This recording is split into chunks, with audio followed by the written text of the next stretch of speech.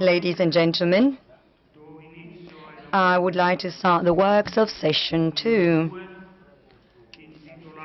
called Global Change and its Impact on the Business Environment.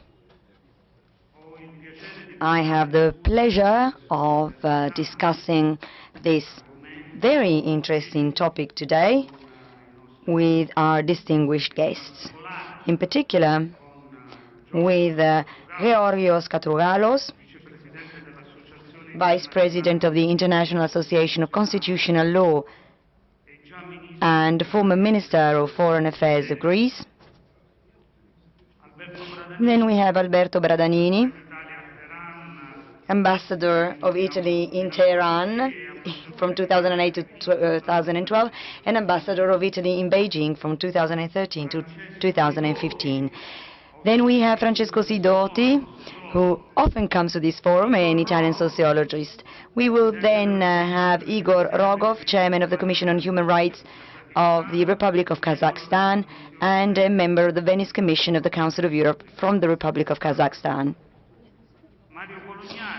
Mario Bolognari, full professor at the Department of Ancient and Modern Civilizations at the University of Messina, Italy. And last but not least, we have our dear friend Luciano Larivera, a member of the Jesuit order and an economist. The topic that we are here to discuss is rather complex. I will try and give some inputs for our discussion. I would like to start from what is written in the program. We are aware that the world is changing. In recent years, the change has been faster and faster, and we know that businesses and entrepreneurs are not always able to keep the pace and adjust to the new conditions, the new rules that are emerging. More and more often, they are not able to adjust to the disappearance of rules they thought were consolidated. This is, of course, generating a lot of uncertainty in the world of business.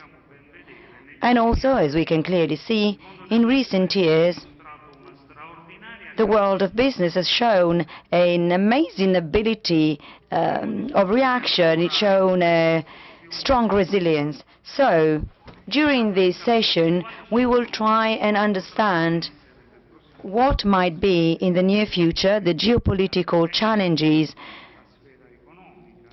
that will have an impact on the economy and on businesses. Also, we'll try and discuss whether these challenges will be beneficial or instead whether we will experience a geopolitical storm that will become more and more severe, causing further and further problems to businesses and entrepreneurs. Now, on this, I would like to immediately give the floor to Georgios Katrougalos, and I would like to ask you in particular, what was your recent experience as a political man, a man that has a lot of experience in politics? Your experience is not only related to Greece, but you have a more international experience, especially focused on the south of Italy, Spain, Portugal, Italy, Greece. What can you tell us about this session's topic based on your experience? Thank you very much. Thank you very much, and many thanks to the organizers for inviting me.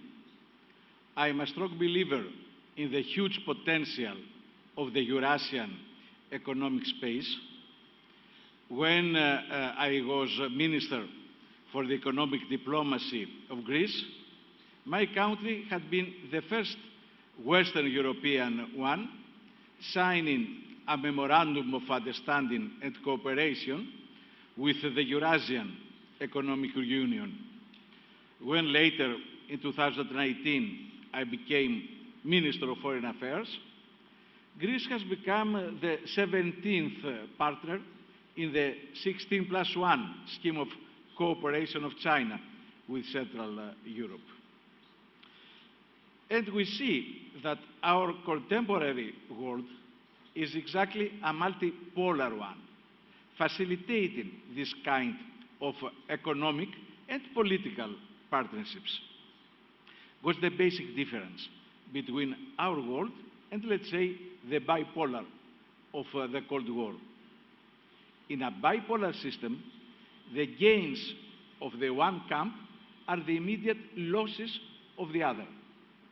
On the contrary, today, not only we have a much more integrated global economy, especially the supply chains are fully integrated.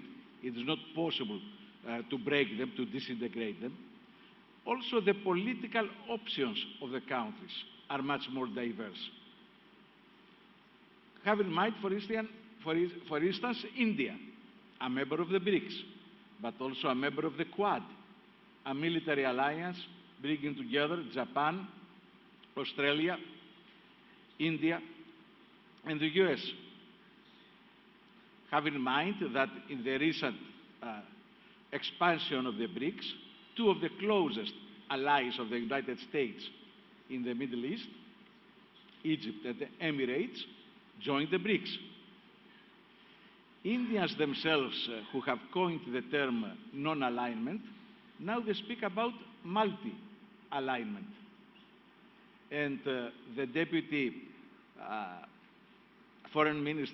the deputy prime minister of Indonesia, which is projected to be the fourth biggest economy in 2050, has said it more vividly. From now on, we are all politically polygamous. However, this is also a world where we have trade wars. What is the basic significance of the trade wars? They show not the might, but the erosion of power of the United States. When Nixon, in 1971, has taken the dollar out of the gold standard, he has also imposed to all countries 10% tariffs. These tariffs, of course, they have been harmful in this period for all the Western countries, but they have been accepted as something very normal because the leadership, the hegemony of the United States at this time was considered as something given. Exactly because of the erosion of the United States power now in the world, because of the rise of China and the BRICS, this is not anymore the case. And it is only through blackmail that the United States can achieve their short-term economic interests, but in the same time, of course, harming their long-term economic interests, their alliances, their image with the world. A last word about Europe, and then I'm going to ask directly your question about the businesses. I have the mandate at the United Nations currently for the promotion of a more democratic and fair international order. Europe could be a player to promote these ideas. Europe has a clear interest to become an independent pole in the multipolar world, next to Russia, China, United States, rising powers like India. And that was the idea of the strategic autonomy, as promoted by France. On the contrary, now we see the vassalization of Europe, a full subservience of the European foreign policy to the American one, and to the clear detriment of the economic, political, geopolitical interests of Europe. We should be the global power wanting more than anybody else to enter the war in the Ukraine. But we see the reigning Russophobia to lead the leaders of Europe to completely other direction. So, can we change this situation? Of course we can. If we do not do something different than what the current leaders in Europe are doing, Europe will become irrelevant. Juncker, the former president of the Commission, used to say that in Europe there are two categories of states: small states and states which have not yet realized that they are small.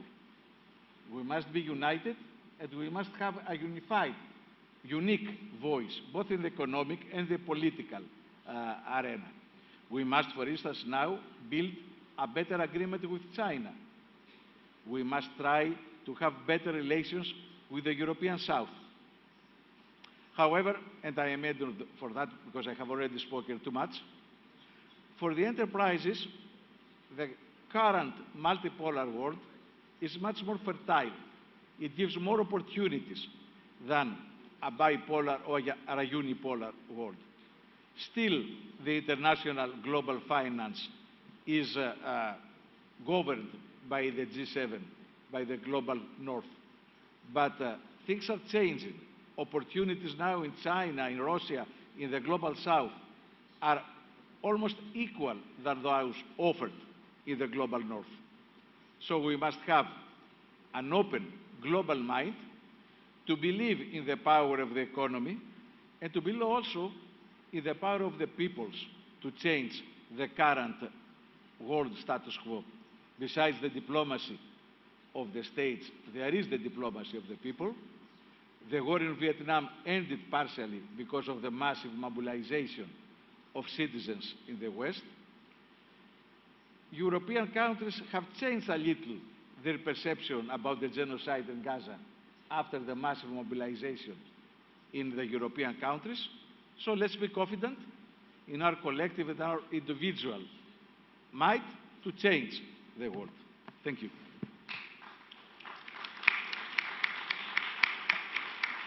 La ringrazio molto davvero. Thank you very much. Very interesting. Your words and your thoughts are extremely interesting. I have particularly appreciated you mentioning the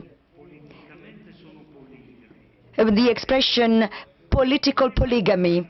So I would like to start from this expression, these words, the polygamy, to ask Ambassador Bradanini his thoughts on this. In the clear and unstoppable trend towards multipolarism that we see in the great Eurasian continent, this statement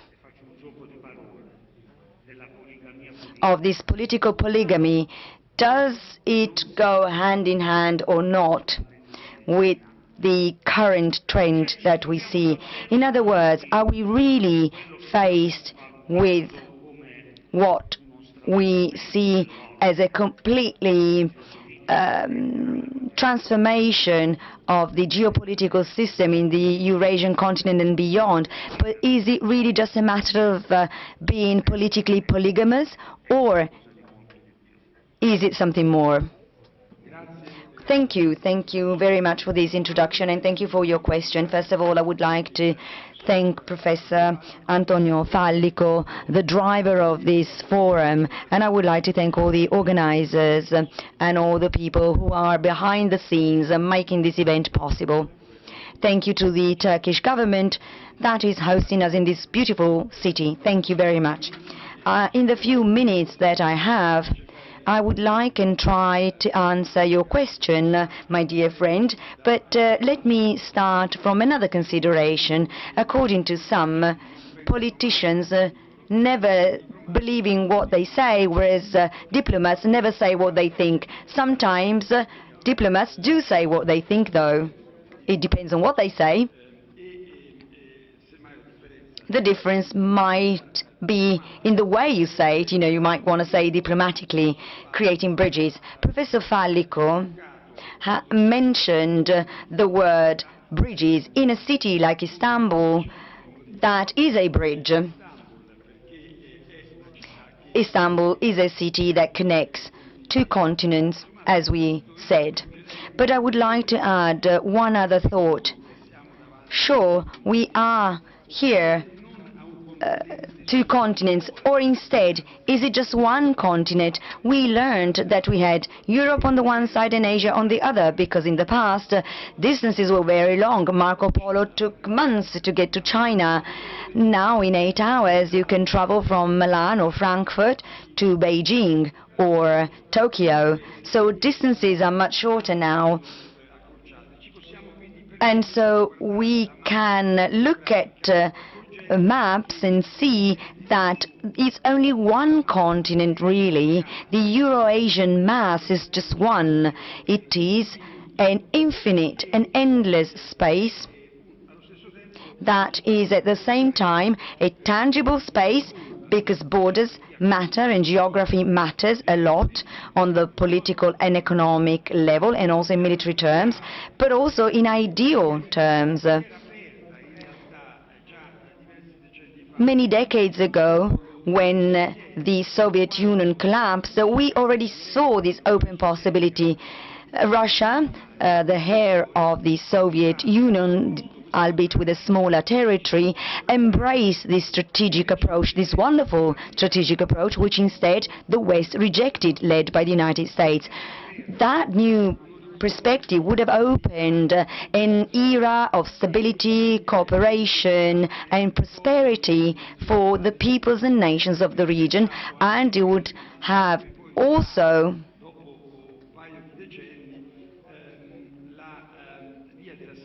launched the new Silk Way, which is now a Chinese project to shorten the distance with Europe, building infrastructures in intermediate countries, thus creating possibilities for development.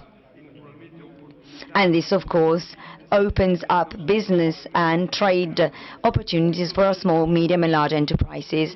This wasn't possible in the past because empires do not allow for this openness. Luckily, though, history moves on, history continues, and so it is very likely, even though we can never make any forecasts and we cannot be sure about the future, however, it is very likely that that empire that prevented us from following this path will be the last one in history, and you know what I'm referring to. We can no longer refer to just one country, whatever its size, but we will not allow one individual country to rule the world. We are now moving towards a multipolar, a multinodal world with regional, continental hubs. It's a more complex world, but potentially a more peaceful one. Of course, with this, we also need to compromise on emerging issues. We need to work together, but this needs to go hand in hand with an ideological vision. The president, the Chinese president, has often presented it, but it's been brutally rejected and by the so-called leaders of the world, the emperors of the world. Xi Jinping talks about harmony in diversity. We are different. We have different histories, cultures, languages, religions. We are different, and yet we must coexist on the same planet because our fate is shared. Our fate is to live our short lives without destroying each other, especially at a time when the weapons that we have are more and more deadly and destructive. I would like to close on another concept, not a geopolitical one. I had a 30-minute long speech. I will read it to my wife once I go back to Italy. I won't read it now, but I would like to close on another point. I'd like to touch upon the economy. Deng Xiaoping, who is the creator and the founder of the success of contemporary China, coined an expression. It doesn't matter the color of your cat. What matters is that cats catch mice. Of course, the cat stands for economic growth. So as long as a country can generate prosperity and growth, it doesn't matter what mice it chases. Now, the West only has two cats. The cats of economic policies and monetary policies. So fiscal policies, fiscal and economic policies, and monetary policies. These are the two tools, the two instruments on which the governance of the economic system in the West relies upon. The rest follows the laissez-faire approach. It's left to the market, so it's left in the hands of large corporates who decide, basically, especially financial corporates, the ones that own the money. In China, instead, there aren't just two tools. They don't just have two mice. They don't just have the fiscal and the monetary policies. They have another huge mouse, an amazing instrument that we also had as Italians and other European countries did have in the past before the creation of this structural denial of democracy that we call European Union. It's not a union and it's not democratic. Maybe it's just European, but just to a certain extent, because there are other European countries that are part of it and that are outside the so-called Western Europe. Anyway, what is this extra tool, this big instrument that China has? It's the state. The state. China is economically successful because the economy is guided by 5-year plans, which are governed by the public interests of economy. The state is present everywhere, either directly or indirectly, through large corporates, through the participation in companies, and the surveillance of the market as well. The market is left free. Billionaires exist in China as well, although they are billionaires up to a certain extent. I don't have time to talk about it now, but we need to go back to the role of the state, and we need to go back to public interest in economy. It's fundamental because it can give us a long-term view of the economy. It allows for planning, and it is also a way to look at the interest of the majority of the population. Thank you very much. Grazie mille, Ambasciatore Bradanini. Thank you, Ambassador Bradanini. And let me highlight one of your comments. So the initial question, are Europe and Asia two continents or just one? And of course, this forum has for years said that it's only one space, one single big continent in which we should move around based on economic diplomacy. This is very clear to forum's participants, and it has been for many years. So now I would ask Francesco Sidoti, our next speaker. For many years,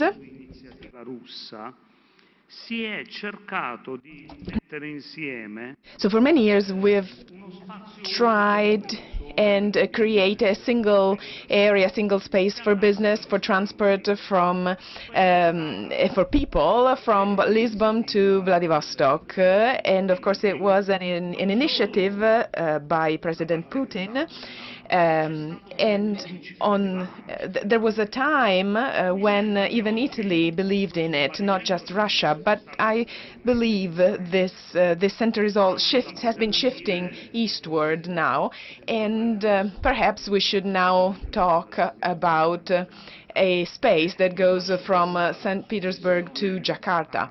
So I will ask Francesco Sidoti to comment on this and share his thoughts on the general issue as well.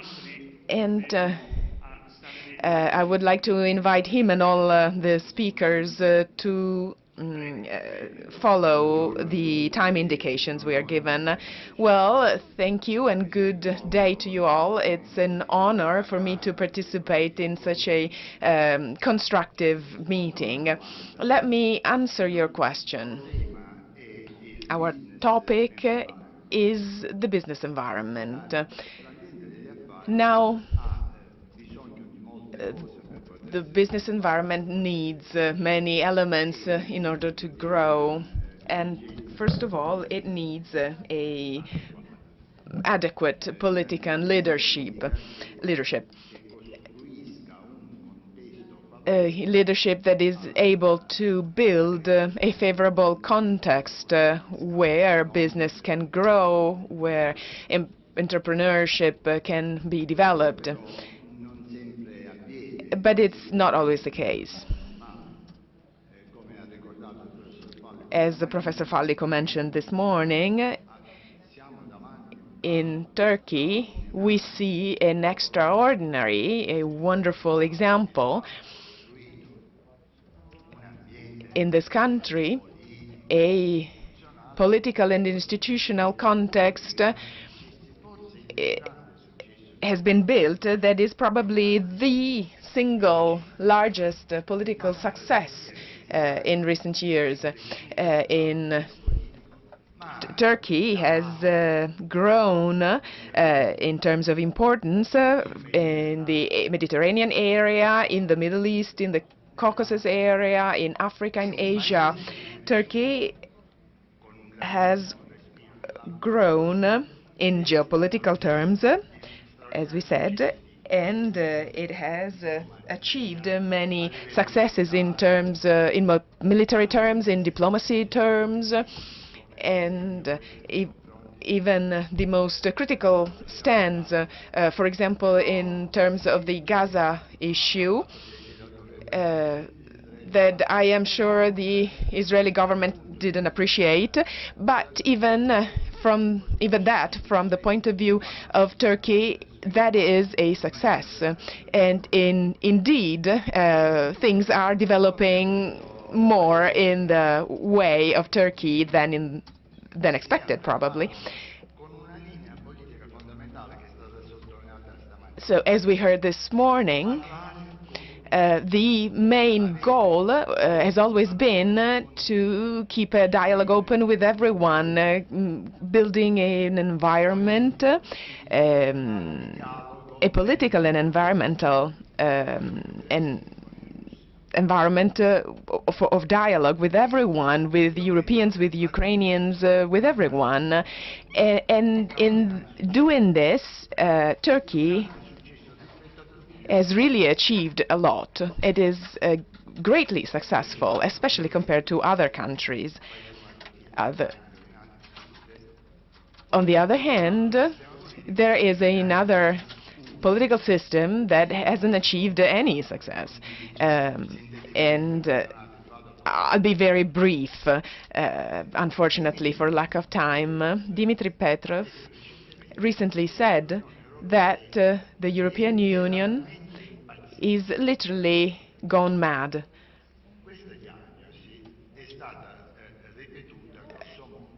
And this diagnosis was also repeated by the Hungarian Foreign Affairs Minister, who spoke about a military psychosis. So there is a diagnosis, that's craziness, and the indication of what kind of obsession it is. And I'm mentioning all this because we are talking about building an environment that can foster economic exchanges, whereas this type of diagnoses don't help in that sense. And I'm saying all this in a very respectful way.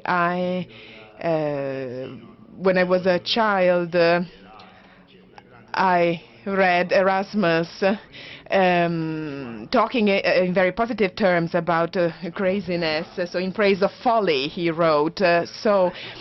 Reason and folly sometimes are mixed, and we can all make mistakes. We can all go crazy, even momentarily. And but please excuse me for taking a few more minutes to explain this. When talking about Europe, we should also distinguish between political leaders and everyone else. So Europeans are a different thing because, for example, in an Ipsos survey in 18 countries in June 2025, according to this survey, 80% of European people say they are afraid of a new war. 85% of Italians, 89% of British, etc. So percentages change, of course, because then when you speak about Europe, the Balkans are one area, the Mediterranean Europe is a completely different, but the average is 80%. And talking about business and all the wonderful things said this morning, 77% of Europeans the Europeans interviewed are afraid in terms of energy supplies. So there is a difference, there's a distance, a gap between the governors of Europe and the Europeans who are afraid and have fears, and European governors do not share the same fears. And so there's a big gap. And in France, the book Les Irresponsables was published in January. The author Chapoutot talks about the people who are not responsible. So it's not a historic book. It's not about history, but right from the first page, the author makes a parallel between 1932 and what is happening today. So who brought Hitler to power? What is going to happen in Europe in the future? So he reasons about this topic. He's sold more than 30,000 copies in French, is now being translated in other languages. He asks who brought Hitler to power? The crisis of 1929? Well, not really, because the 32, 33 things were being solved. Was it the left parties? Well, no. Already in 1932 it was passed. Was it that Hitler was very good? No, actually, no, because already in 1933 Hitler started losing votes. So it was the responsibility of the governors of the time. And the situation is now the same or very similar now, both in economic terms and also in voting terms. Of course, these are European tragedies because in Russia, in China, and even in your country, the satisfaction levels are very, very high. At least reading surveys, this is a situation that is underlined. So I've talked about folly and craziness because other people mentioned this, and I've mentioned also the gap between political leaders and normal people. This was said by Vice President Vance, whom I admire. In his very first speech in Europe, he publicly said this. He talked to European leaders. He said, you are governing against the interests of your voters. Is he gone crazy? Well, no. Macron in France has very little consensus in France. Merz in Germany, yes, he is a legitimate prime minister, but if we count votes from the left and the right, his majority is very, very little. The same is true for France, the same is true for Great Britain.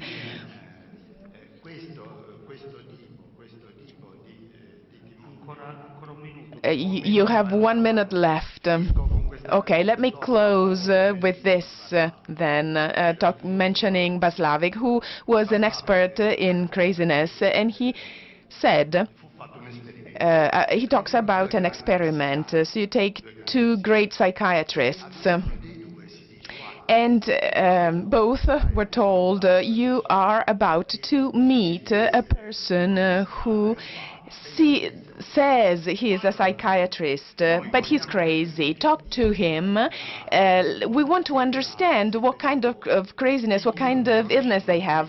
And so they didn't know each other. They met, and they spent a long time talking. And afterwards, the two were separated again and asked.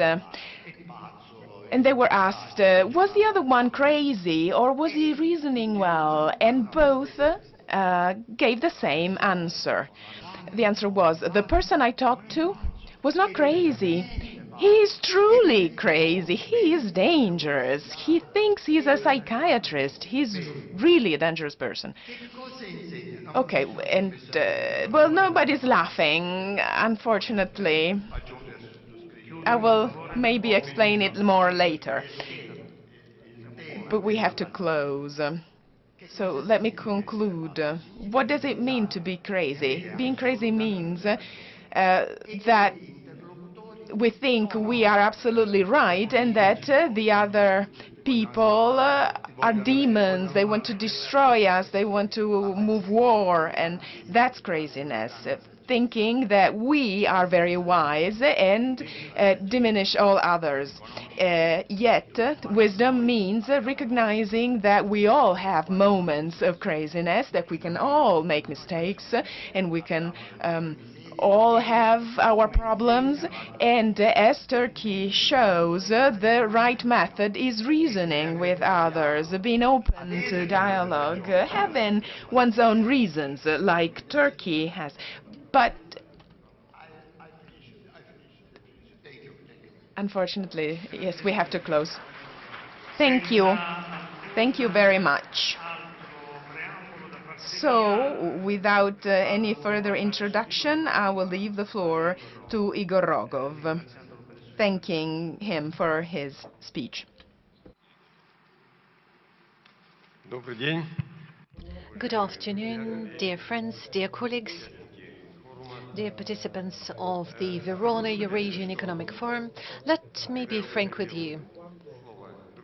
When I use the word friend, it's not just a matter of politeness. This is my genuine attitude to the organizers of this forum, primarily to Professor Antonio Falico. I am extremely grateful to him. I've just counted. It turns out I've been participating in this forum for more than a decade now. Although by my career I'm not an economist and I have fairly little to do with the matters discussed here due to my professional background, but nonetheless, every time I realize that the matters covered by the agenda of the forum in one way or another are associated with the matters of my direct expertise and job duties. So today we are talking about energy at large. And we covered various ways of energy and means and sources of energy, but I would say the most important source of energy is human energy, our spirit. And today, the previous speaker, Mr. Francesco Sidoti, was very persuasive in showing how social, political, and economic factors are impacting our well-being and our spirit, and what kind of consequences it later on can have politically, economically, and socially. So today, the matter of human rights and how they are protected and how exactly they can be protected in the new environment are of crucial importance. I've been warned that we need to strictly comply with the time allocated to us. I've prepared a speech, but I will put it aside, and instead, in literally a few words, I will try to tell you what I simply have to share with you at this forum.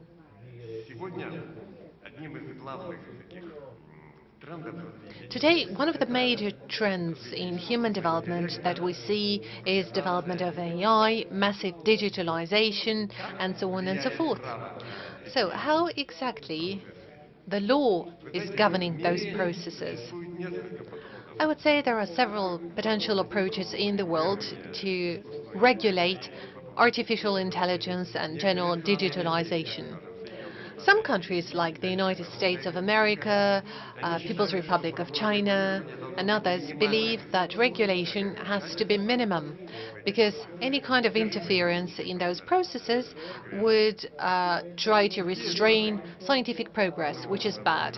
Other countries, mostly the European Union, believe that there has to be rigid regulation of a whole number of matters that in one way or another are affecting human rights. And there is a number of regulation acts adopted already. This is law on AI of the European Union. There is a whole number of conventions. I'm not going to list them. I have them written down in my speech that you may read later. There is a third group of countries, and Kazakhstan is one of them, that believe that it is important to adopt a balanced approach. So the regulator must only interfere in those cases when it poses threat to human rights. The president of Kazakhstan, President Tokayev, set as a goal that within the next 3 years, Kazakhstan has to become a fully digitalized country. Kazakhstan has an ambition to become the largest hub where digitalization is well developed and where AI is actively used. However, at the same time, Kazakhstan has to remain a human-centric country. So a human being has to be at the center of everything, and human rights and interests have to be the main rationale behind the actions of a country. So today in Kazakhstan, it's fairly advanced. I'm not going to talk about energy sector or any other sectors as more advanced. On the contrary, I would like to say just a few words. This is the Astana Financial Center. I reported on that earlier, and I know that some of you have been there. In 2024-2025, new regulation was adopted in order to develop digital assets and ensuring safety of the market participants. And now there's special guidelines for regulating this market. So these are not laws, but normative acts regulating this sphere. And as for lawmaking efforts, quite recently in Kazakhstan, the lower chamber, Majlis of the parliament, adopted a law on artificial intelligence. Then it was sent over to the Senate. The Senate sent it back with some comments. I didn't have time to look through those comments because I left for Turkey, but the whole concept of this law is to ensure step-by-step and effective development of artificial intelligence, and at the same time to limit those spheres where there might be violations of human rights. You know, I could speak a lot, but I don't have time for that. So we believe that this law will ensure responsibility for violations in the sphere of AI. These will be who should be responsible? Is it an operator, a software developer, or the AI itself? Now we see lots of discussions in the media. For example, we can read that in one country, for example, AI was appointed a digital minister. And of course, it was just like a marketing step. But still, we need to begin thinking about it. Then copyright. What about intellectual property rights in this sphere? So the software developer, the author of the algorithm, or the user who sent a prompt to the AI tool should have rights to the results of this query. And one more thing. AI as a means for conducting crimes, and the regulator should prevent this, and there should be certain filters installed. There are already some draft documents in this sphere, and we in the judicial system, we already have been using AI, but the final decision is always taken by a judge. So in conclusion, I can say the following. I tried to be very brief.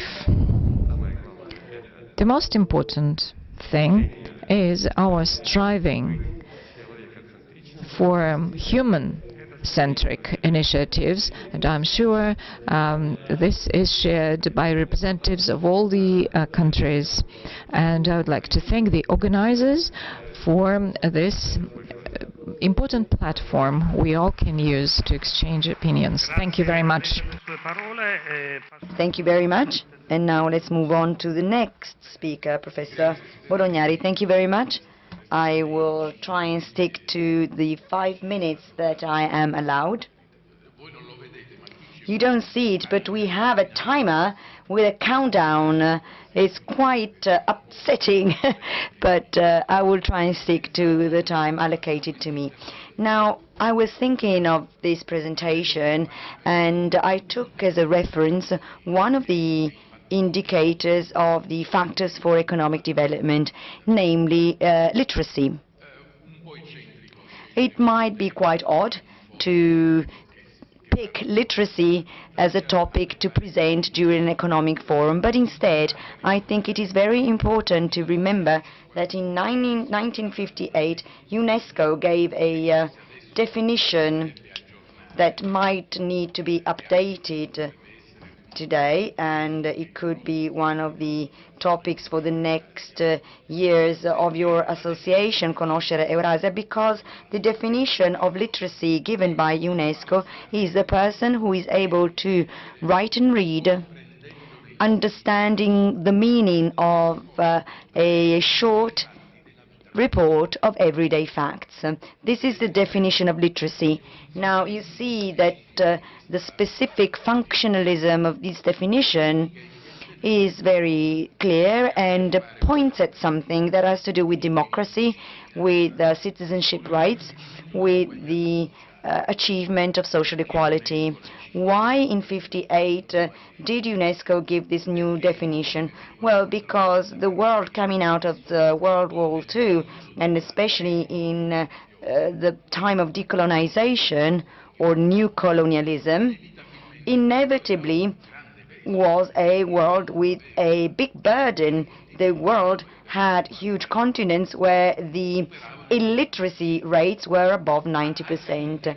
Even within individual countries, I of course know Italy best, but even in Italy the differences between North and South, even in the 50s and 60s, were very wide. I will skip the data and numbers related to the context that UNESCO was in. Today we are in a situation where we have a global north, from Northern America to Japan, going through the whole of Europe and Asia, the northern part of Asia, including China. So we have this part of the world where the illiteracy rates are lower than 1%. And then we have a global south, with the exclusion of Argentina and Australia. You can clearly understand why. It's not a matter of geography. We have a global south where instead the illiteracy rates are still very high. This is a challenge not only that is relevant for the global balance, but it is a challenge that is very much related with the protection of human rights, with citizenship rights, the protection of social rights. In other words, the protection of individuals who, however, live in a context where, regardless of their belonging to those who know how to read and write, or those who are illiterate, well, that context has an impact. Now, let's look at the projections of rating agencies. According to them, in 2075, if, of course, these projections will prove right, by 2075, as I was saying, we will have 6 out of 10 countries among the greatest economies in the world belonging to the second group of the world, the South, the global South. So, this makes me think that what awaits us is a huge revolution in the way we look at international relations, in the way we think of equality between countries, equality between different geographic areas, and equality within the same region. Investing in education, which, by the way, all analysts consider as the third factor for economic development, and the second element is institutions governing the economy and society, of course, political institutions. Well, as I was saying, investing in education makes a difference. Whatever we've discussed so far, and here we're talking about geopolitics, the views we've had so far are absolutely inadequate. They are not fit at all to tackle these challenges and issues. Let's think of demographics as well. We haven't talked about migrations today, but if we think of migrations, we're talking about a few billion people who every year move around the world. Of course, this has an impact both when it comes to democracy, but also for economic development and education. There's also another political issue. This morning we talked a lot about BRICS countries. Now, the countries that are part of these associations are both part of the the first group of countries and the second group of countries, and therefore they are more determined to fill this gap and go beyond these limitations. And then, of course, we have the cultural issue, which is the most important to me. I am a social and cultural anthropologist, so of course I'm most interested in the cultural dimension. It's all part of this big picture. We are faced with a new world system where we need to solve local conflicts. Where do conflicts come from? They come from inequalities, from gaps in economic conditions. This inevitably leads to conflicts. Also, we need to ensure a fairer distribution of resources. Again, better global education would help us ensure a fairer distribution of resources. 10 minutes are not enough for me, but I've tried to stick to only 7. Thank you once again. Let's close the session with Mr. Luciano Larivera. Thank you so much, Professor Falico, for your invitation, and thank you to those who spoke before me. And I will follow through with a few stories. I don't know whether you know the connection between Verona and Istanbul. Do you know?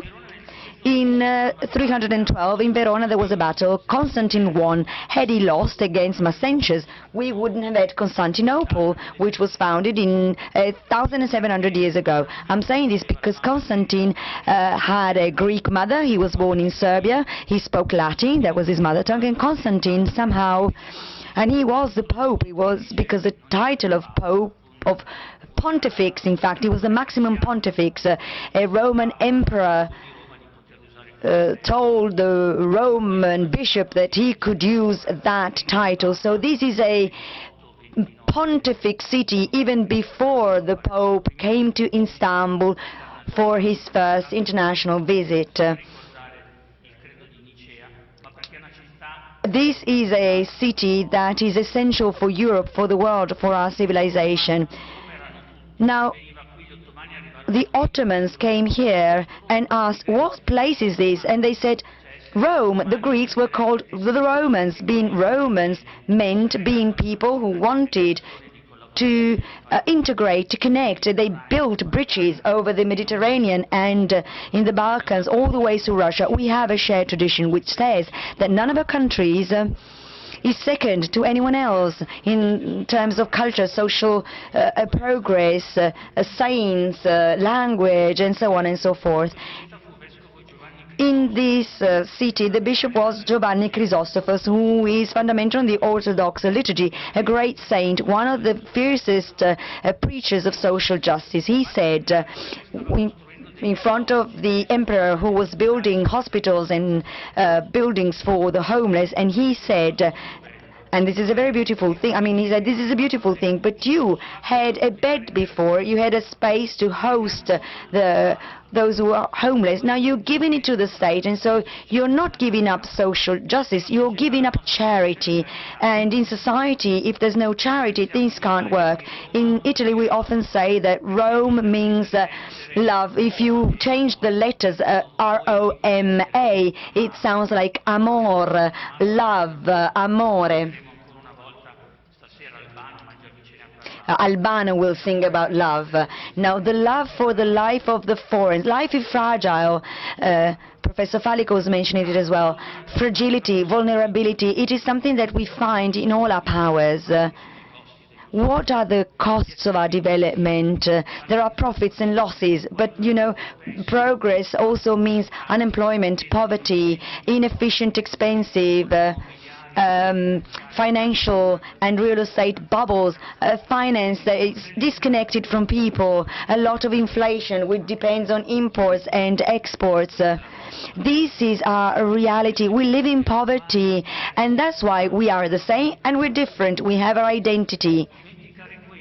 We cannot forget it. We can't forget the need that our people have for social justice. We need a roof, a job. It's key. We can never forget it. Otherwise, the risk is that we have a society where we have elites and they stand by each other's side, and then people who inevitably are just servants and they try and make do, facing enormous difficulties.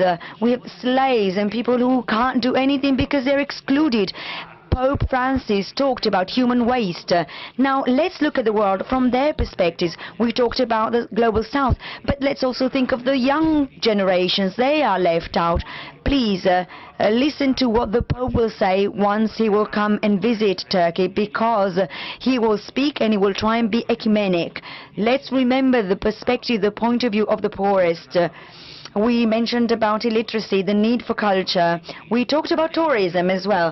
One of the indicators of social exclusion in Europe is whether you can or not afford a week away from your city. That's social exclusion. It's on top of poverty. An Italian who's never seen Rome because they don't have the money to go to Rome, that's social exclusion. It would be great if everybody could travel, come and visit Istanbul, Jerusalem, but poverty is also about energy exclusion. We need to make sure that production moves away from market mechanisms and can go to the benefit of everyone. Let's move away from just incentives, etc. Sometimes people don't have the money to buy a bulb, let alone to pay the electric bill. So let God bless you all for your work and effort. Also, when you try and help others, those who are poor. But even if you're poor, God loves you. Thank you. Thank you very much, all our speakers. Thank you to all those who patiently listen to us. Now we have a lunch break and we will resume our works later. Thank you.